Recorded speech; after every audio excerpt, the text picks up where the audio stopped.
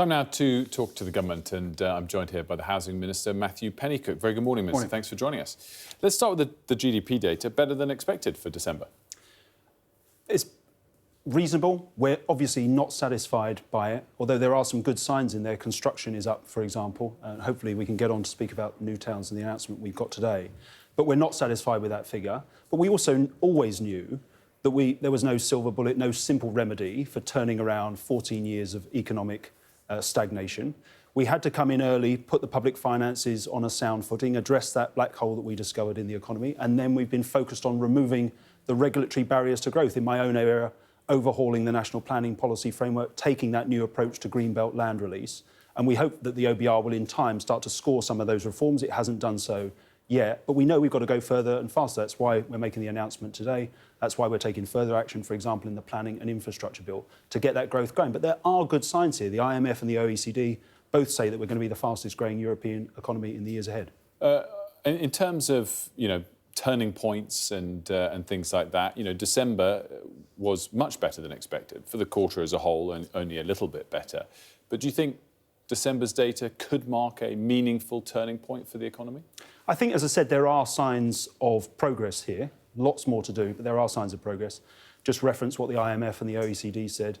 The IMF, as you know, upgraded its growth forecast for the UK as well as the US, specifically citing the decisions made in the budget. And I think we will see in the coming months some of those decisions we've made, which, as I say, haven't, for example, been scored by the OBR when it comes to planning reform, start to feed through into meaningful and tangible progress. Yeah. I mean, if we're talking about forecasts, the most recent ones were the BOE last week, and of course they downgraded them. But we could spend hours going back and forth on that. Let's move on to what you're specifically saying you want to talk about, which is the new plans for not just more houses, but new towns. Absolutely. There's no way we can tackle the housing crisis in England without delivering many, many more large housing sites across the country. That's why we set up the New Homes Accelerator last year to bring forward stalled and building out slow sites. But also we need to bring forward that next generation of new towns. We obviously set up an independent task force last year. We gave that the objective of bringing forward a list of appropriate sites across the country for ministers. They're reporting on their progress today. And what I'm pleased to announce is that we got over 100 submissions from all parts of the country. So there's a huge amount of enthusiasm out there for bringing these new towns forward. And ministers will get that final report from the task force in the summer, and then we'll make the final decisions about where these new towns will be. But there's a huge potential here. I mean, if you look back at the post-war programme, those new towns now are home to around 3 million people, include great places. We've got to bring those forward. We've got the same level of ambition that post-war government had about creating great new towns, great new places, exemplary places for people and communities to live. The post-war example is obviously one in slightly more distant history. Obviously, the King's Poundbury town in Dorset is a more recent one that the Prime Minister and Deputy PM were visiting this week. Is he a visionary in this area? I think there's a great vision in Poundbury and in that area for type of high-quality, well-designed home, great, thriving places with the right infrastructure and amenities that communities want to see. And in general terms, whether it's the new towns that we'll bring forward through our new town programme or the general push we're making on planning, we want to see exemplary development be the norm, not just the exception. I've said many, many times on this programme and others, there will be people in parts of the country that object to any type of development whatsoever. We've got to take those people on. There's a bigger group of people that object to poor quality development without the right infrastructure and amenities in place. So we do have to change the offer, if you like, across the country. But new towns will be a way we can bring forward that really high-quality, well-designed, exemplary development. And this will potentially, I know you've got to wait for the task force to report on all of this, but this is potentially on greenfield sites? There will be some, I'm sure, recommended standalone greenfield sites. There will be a number of other what are called urban extensions, but big expansions of existing towns and cities where that is appropriate. These have got to be sustainable places, as I say. They've got to be well-connected, well-designed. We'll see what the task force recommends in its final report in the summer. We're expecting a variety of sites from different parts of the country. And as I said, ministers will then take the final decision on which ones we're going to take forward and get, hopefully, spades in the ground before the end of the Parliament. But we're also taking action, as I said, to unblock large sites across the country that are stalled or they're building out slowly. We've announced 3 new sites for our New Homes Accelerator this morning. That's an immediate steps we're taking to get growth going on these large sites. And just to round this part off, I mean, if you're saying hopefully spades in the ground by the end of this Parliament, these new towns, the aspect that you're announcing today, as opposed to extensions of existing towns and cities, won't contribute anything to your 1.5 million new homes by the end of the Parliament? Well, I hope they are contributing some numbers towards the end of the Parliament. We've got to be realistic. These things take time to get off the ground. No one's pretending that the New Towns programme is going to make up the bulk of that 1.5 million numbers. We're relying on the other changes we've made, including overhauling the National Planning Policy Framework to get new sites coming through.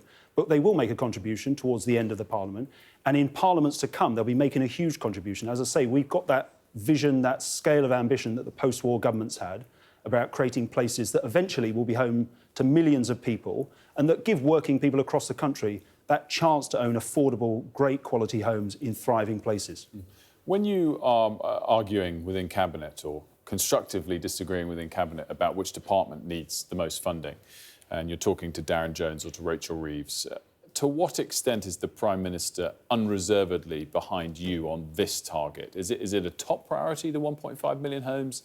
Does it risk slipping to second, to third, to fourth, particularly in light of what's going on in Brussels at NATO and the pressure on the Defence Secretary for more money as well? Well, government always has to balance priorities, but I think you can read into what are the Prime Minister and this Labour government's priorities by what are the milestones and missions set out in our plan for change.